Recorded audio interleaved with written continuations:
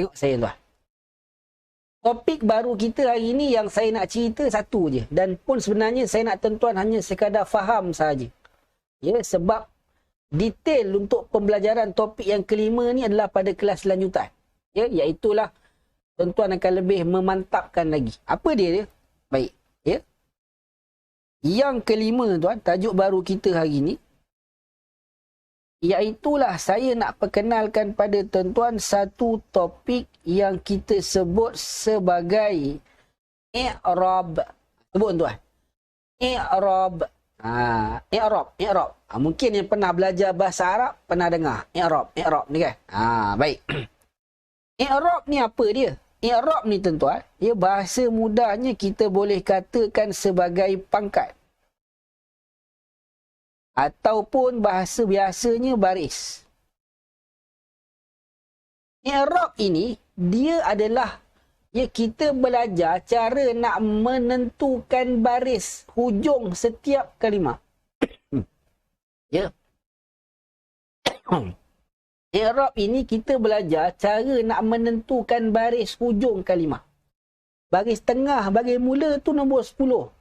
Yang penting bahasa Arab ni baris hujung. Kita boleh je tentukan baris hujung kalimah yang tak ada baris, maka memang kita dikira hebat. Ya? Maka i'rab ini ibarat kita nak menentukan pangkat ataupun baris untuk kalimah-kalimah yang tak ada baris. Tulis dekat ruangan komen. Faham ke tak faham? Penjelasan ringkas saya. Apa itu i'rab? Ya? Faham ke tak faham tuan? Ya, jadi ilmu i'rab ini memang kita boleh belajar selepas kita dah belajar kaedah asas. Ya? Kenapa tuan-tuan boleh tentukan baris yang ini, tuan-tuan boleh bagi baris yang ini? Sebab tuan-tuan dah belajar kaedah asas. Jadi kalau kaedah asas tak belajar, maka kita tak boleh terus pergi pada i'rab. Pening kepala, pengsan. Ya, jadi i'rab ni tuan-tuan, hari ni saya nak bagi tahu tuan. Apa uraian untuk i'rab? Okey, terbaik. Semua kata faham. Semua kata faham. Ya. Saya nak tuan-tuan tahu, ya, kalimah dalam bahasa Arab ni tuan. Ya, kalimah dalam bahasa Arab ni, ya, baris untuk kalimah dalam bahasa Arab ni ada 4 sahaja. Ya. Baris untuk kalimah dalam bahasa Arab ni ada 4 sahaja. Ya, dalam bahasa Arab kita hanya ada 4 sahaja baris. Ya. Yang lain kalau ilmu tajwid ke apa tu saya tak tahulah. Ya, tapi bahasa Arab, baris dalam kalimah ni kita ada 4 sahaja. Yang pertama, kita ada baris depan. Boleh? Yang pertama, kita ada baris depan. Yang kedua, kita ada baris atas.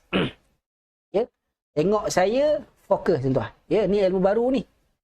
Ya, yang ketiga, kita ada baris bawah.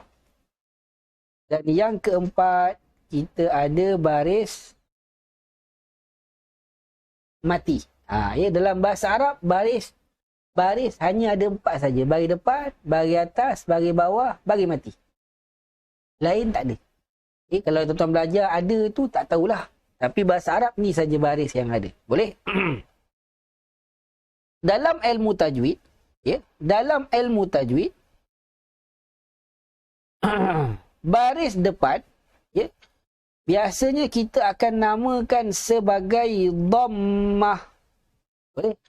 Ilmu tajwid baris depan kita sebut sebagai apa? Dhammah. Betul? Dhammah. Kalau baris atas, istilah ilmu tajwid kita sebut sebagai fathah. Betul tak? Fathah. Kalau baris bawah, istilah ilmu tajwid kita namakan sebagai kasrah. Kasrah. Dan untuk baris mati, istilah ilmu tajwid kita sebut sebagai sukun. Ya, kita sebut sebagai sukun. Ini untuk istilah ilmu tajwid. Tuan-tuan pernah jumpa ke? Saya yakin tuan-tuan pernah jumpa, tuan-tuan pernah guna istilah dhammah, fathah, kasrah, sukun. Tetapi, tengok saya, dalam bahasa Arab, ya, dalam bahasa Arab tuan-tuan, ya, istilah untuk baris depan dalam bahasa Arab kita tak guna dhammah. Ya? Dalam bahasa Arab istilahnya kita guna adalah marfu'. Ya? Istilah dalam bahasa Arab kita guna sebagai marfu'.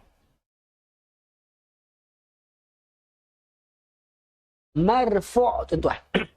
Kalau kalimah tu baris depan, maka kita akan kata dia berbaris marfu'. Marfu' ni apa? Baris depan lah. Boleh. Untuk baris atas, istilah tajwid fathah, istilah bahasa Arab kita sebut sebagai mansub. Ya? Mansub. Sebut tuan, mansub. Boleh? Mansub. Baris bawah, ya, baris bawah tuan-tuan. Sekejap.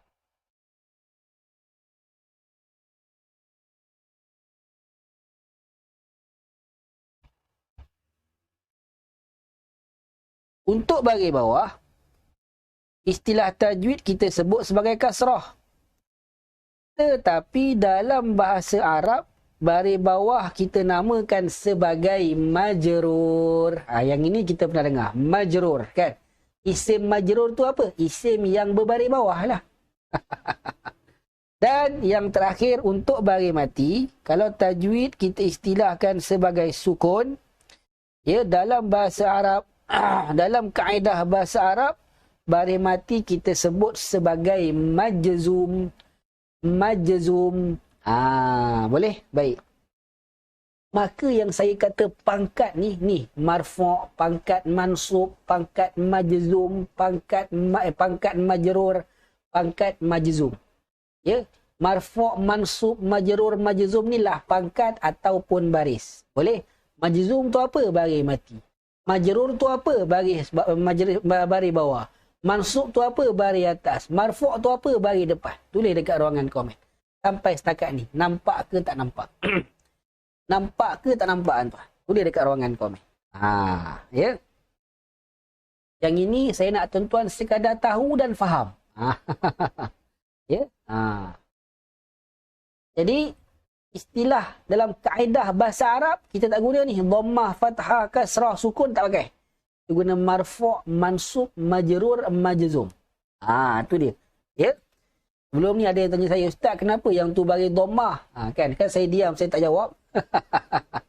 Sebab kita guna sebenarnya dalam kaedah bahasa Arab ni dia. Marfu', mansub, majrur, majzum. Okey, terbaik. Kemudian, saya nak bagi tahu tuan-tuan lagi. Tengok lagi tuan. Seterusnya, saya nak bagi tahu tuan-tuan, ya, pangkat-pangkat yang ada ni marfu', mansub, majrur dengan majzum ni tuan-tuan. Saya nak bagi tahu pada tuan-tuan, ya, dengar baik-baik.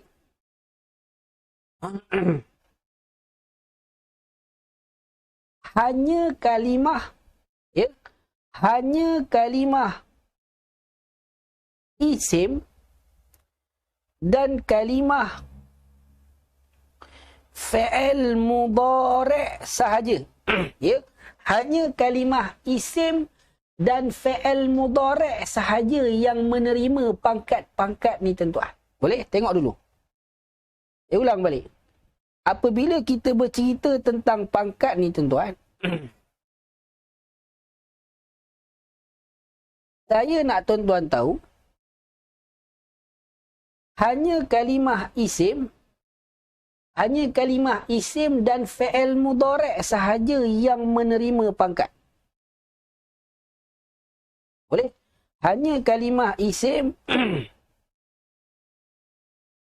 dan kalimah fi'il mudhari' sahaja yang menerima pangkat. Tengok dulu. Tengok pada kalimah isim. Untuk kalimah isim tuan-tuan. Sekejap saya buat garisan dulu. Ya.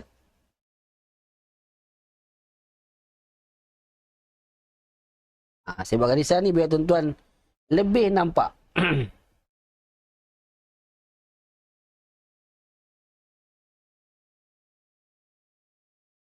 Pening tuan guna ni.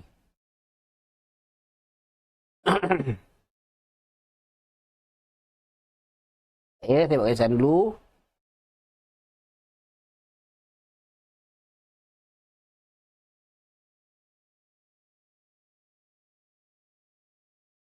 Okey, baik.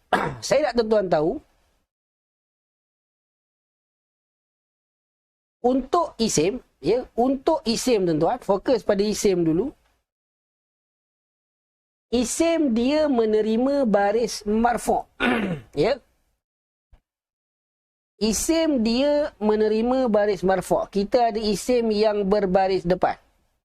Allahu. Kita ada isim yang berbaris atas, mansub. Allah ha. Allah ha, kan isim yang berbaris atas. Kita ada isim yang berbaris bawah. Allah i. Ya, mana isim dia menerima marfu', menerima mansub, menerima majrur. Tetapi tuan-tuan, kita tak ada isim yang berbaris mati. Boleh? Isim dia tak ada pangkat majzum. Boleh faham? Tuan-tuan takkan jumpa kalimah isim yang belakangnya berbaris mati. Habis tu ustaz kita sebut Allah. Tak ada pun Allahu, Allahi. Itu bukan baris mati. Itu kita wakafkan. Tuan-tuan carilah dalam Al-Quran, kalimah Allah daripada mula sampai habis, ada tak Allah yang hanya berbaris mati? Tak ada. Sebab isim tak akan ada pangkat majzum. Tak akan boleh terima baris mati. Boleh? Untuk fi'il mudhari' pula tuan, ya, untuk fi'il mudhari' kan, ujung-ujung biasalah.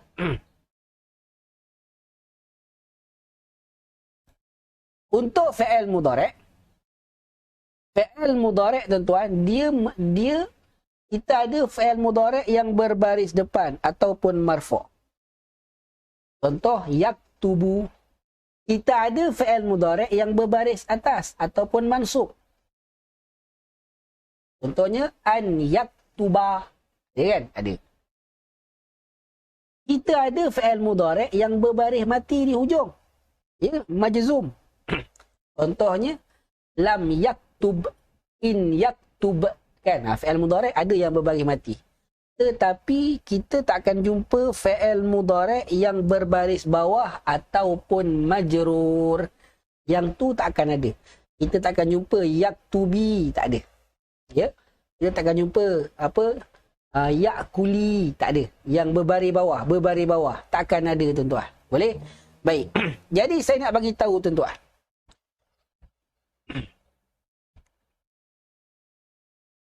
Yang menerima pangkat ni, ataupun mudah kata, yang gila pangkat ni hanya isim dan fi'il mudhari' sahaja. Mereka je yang berubah-ubah ni.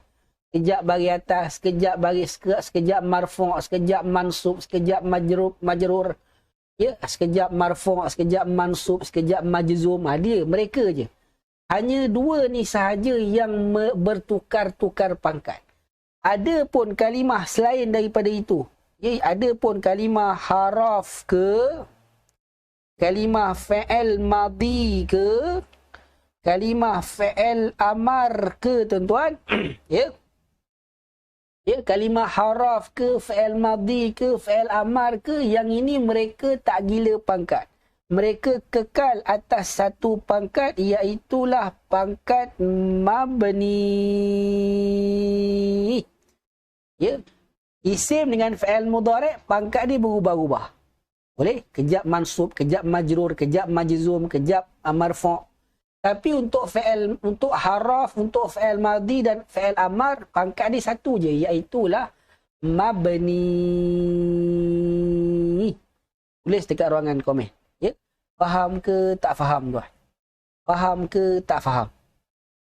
Tulis dekat ruangan komen. Rasa-rasanya tuan-tuan faham ke tak faham? Tulis dekat ruangan komen. Yang ini memang sekadar tuan-tuan hanya perlu dengar dan faham. Sekejap lagi kan saya bagi soalan sikit untuk biarkan tuan-tuan betul-betul nampak. Lepas tu habis. Ya. Yang penting tuan-tuan pegang. Yang saya sebut i'rab pangkat-pangkat ni hanya isim dan fi'il mudhari' sahaja. Yang duk berubah-ubah pangkat. Bertukar-tukar pangkat. Adapun haraf, fi'il madhi, fi'il amar, mereka tak gila pangkat, mereka kekal pangkat mabni sahaja. Okey, terbaik. Ya. Dalam ayat kita hari ni, ni yang terakhir tuan. Dalam ayat kita hari ni tuan, kita ada kalimah fa'amana. Fa'amana, ya, dia adalah dua patah kalimah. Betul? Kita ada fa terjemahannya maka. Kita ada amana terjemahannya dia telah beriman. Tengok tuan, sekarang ni. Tengok pada kalimah fa terjemahannya maka. Dia sekarang berbaris atas. Kan? Fa ni berbaris atas. Jadi fa ni dia marfu' ke, mansub ke, majrur ke, majzum. Tulis dekat ruangan komen. Ya. Fa ni sekarang tuan dia berbaris atas. Tengok baik kan? Fa ni dia sekarang berbaris atas. Maka dia mansub ke, majrur ke, majzum ke ataupun marfu'. Tulis dekat ruangan komen. Ini yang terakhir tuan. Ini yang terakhir.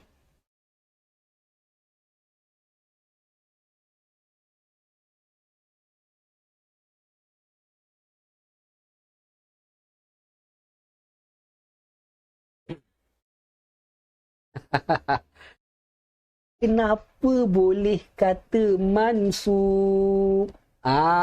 Baru je saya sebut. Yang menerima pangkat marfu', mansub, majrur, majzum ni hanya isim dan fi'il mudhari'. Sekarang ni tuan-tuan, fa ni kalimah isim ke? Bukan. Kalimah fi'il mudhari' ke? Bukan. Dia kalimah haraf. Macam mana haraf tuan-tuan boleh kata mansub?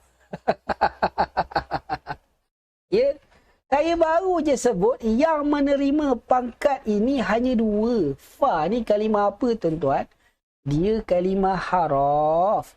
Telah mana jadi mansub? Ya, telah mana dapat mansub? Haraf tak gila pangkat. Maka fa ni dia berbaris atas kerana dia adalah mabni.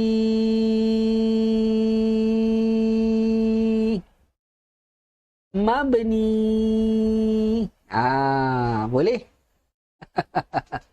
Macam mana dapat mansub tu? Okey, lagi. Lah, terakhir tuan. Ya. Kemudian kita ada kalimah amanah. Kan? Saya asingkan dia. Amanah terjemahannya dia telah beriman. Maka tuan-tuan tengok amanah ni dia berbaris atas. Maka dia marfu' ke mansub? Tulis dekat ruangan komen. Amanah berbaris atas tu. Agak-agaknya marfu' ke mansub tuan-tuan? Tulis dekat ruangan komen.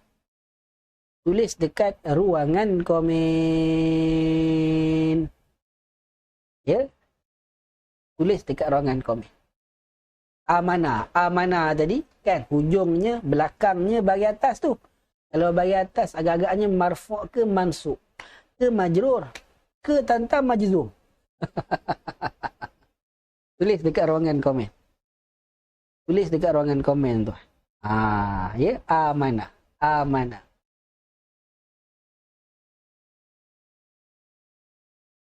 Puan Bunga bertengok balik. Puan Bunga untuk fa betul sampai amanah macam mana boleh salah pula tu? Ya. Ya. Ada lagi jawab mansub. Saya ulang balik tuan. Mansub hanya dia pangkat ni hanya untuk isim dan fi'il mudhari'. Orang mukmin tuan-tuan jangan masuk perangkap dua kali. Amanah dia adalah kalimah apa tuan-tuan? Saya dah bagi dah terjemahan dia telah beriman. Maka dia adalah kalimah fi'il madhi. Dan saya dah sebut fi'il madhi dia hanya kekal pada satu pangkat iaitulah pangkat mabni.